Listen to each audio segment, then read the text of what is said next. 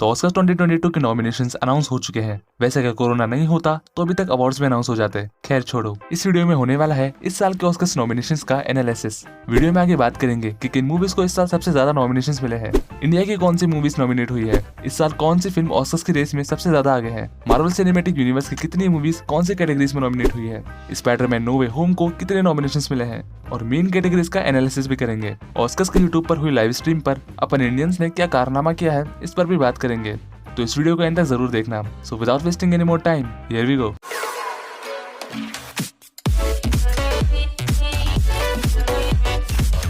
देखो, मेरा सारे नॉमिनीज को बताकर तुम्हें पकाने का कोई भी इरादा नहीं है, तो इसलिए सिर्फ मेन और इंटरेस्टिंग चीजें ही डिस्कस करेंगे। सबसे पहले बात करते हैं सबसे ज्यादा नॉमिनेशंस की।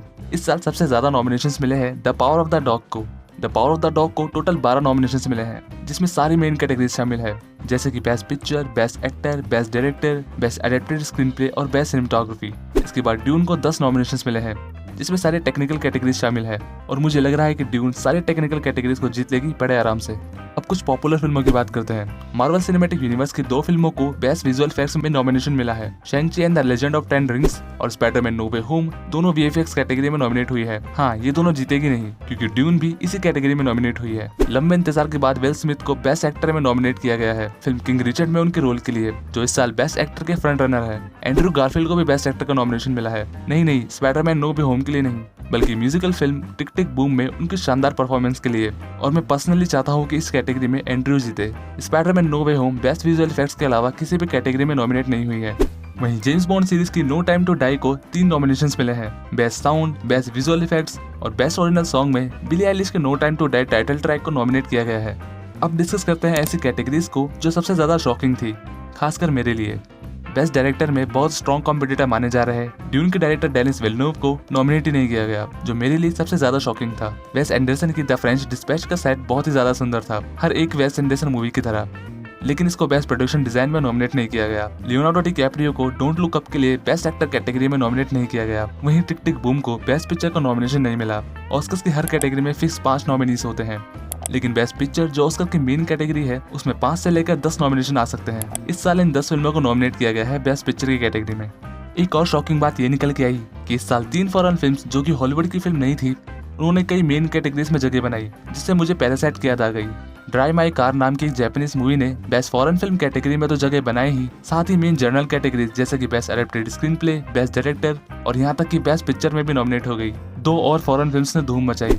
नॉर्वे कंट्री की film the worst person in the world को बेस्ट ओरिजिनल स्क्रीन प्ले का नॉमिनेशन मिला। वहीं डेनमार्क की फिल्म फिली को 3 जनरल कैटेगरी में नॉमिनेट किया गया, best foreign language film, best animated film और बेस्ट डॉक्यूमेंट्री फिल्म।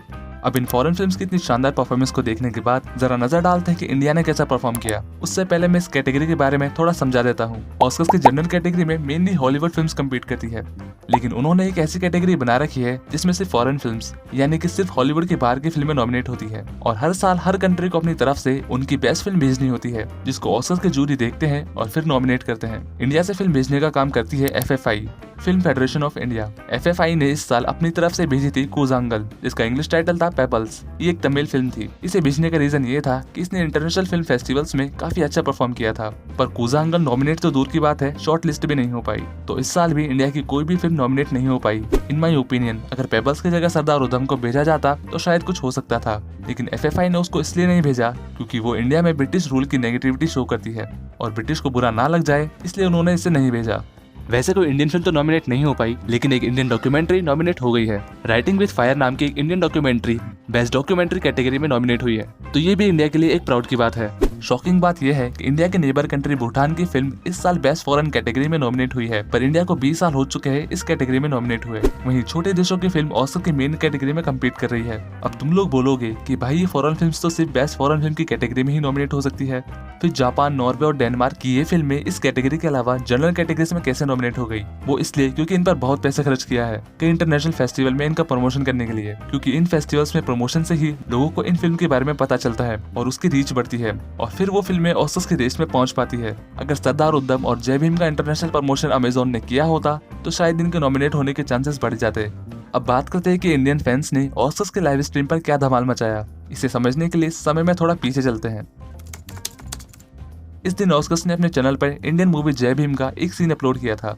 असल में हर साल अकेडमी ऑस्कर सीजन शुरू होने पर अपने यूट्यूब चैनल पर सीन एट द अकेडमी करके उस साल की कुछ बढ़िया मूवीज के सीन अपलोड करती है, और इस साल उन्होंने इंडियन फिल्म जय भीम का एक सीन अपलोड किया था। इससे फैंस को लगा कि जय भीम ऑस्कर्स में नॉमिनेट होने वाली है, पर असल में ऐसा नहीं होने वाला था और हुआ भी नहीं, क्योंकि जय भीम ऑस्कर्स के लिए भेजी ही नहीं गई थी। और अगर जनरल कैटेगरीज में जगह बनानी होती तो इसको फेस्टिवल में प्रमोट किया जाता, लेकिन वो भी नहीं किया गया, तो इसलिए नॉमिनेट होना इम्पॉसिबल था। लेकिन फैंस को हम कैसे कन्विंस कर सकते हैं? उन्होंने पूरी ऑस्कर लाइव स्ट्रीम में जय भीम लिखकर लाइव स्ट्रीम पर रेड कर दी। ये सब कुछ लाइव स्ट्रीम शुरू होने से लेकर उसके खत्म होने तक चलता रहा।